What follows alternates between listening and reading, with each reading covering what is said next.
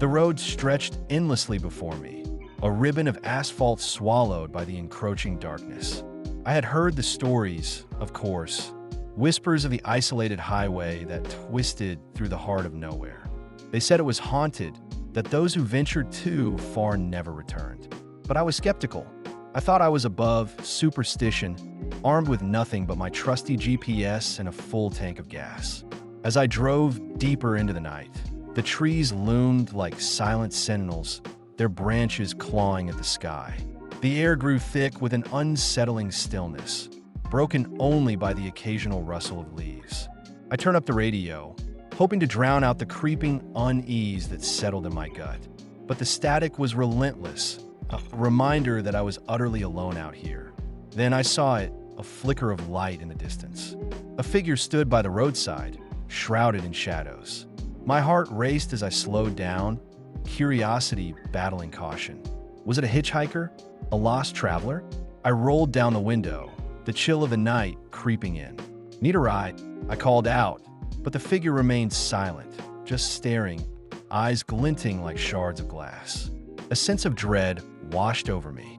I was about to drive away when I noticed something strange. The figure wasn't moving, just standing there, frozen in time. I glanced at my GPS, no signal. Panic bubbled in my chest. I turned to look back, and the figure was gone. Just like that.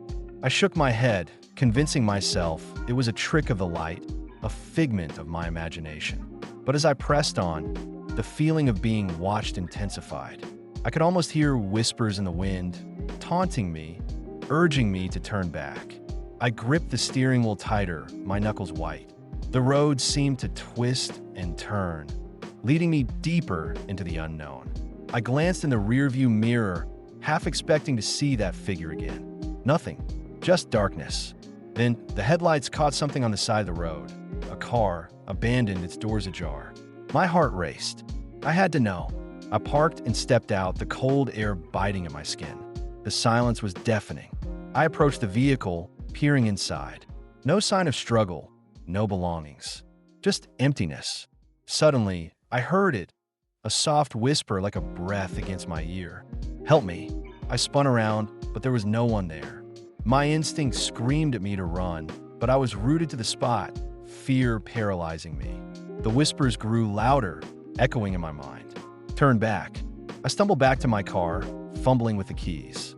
The engine roared to life, and I slammed the gas pedal, desperate to escape.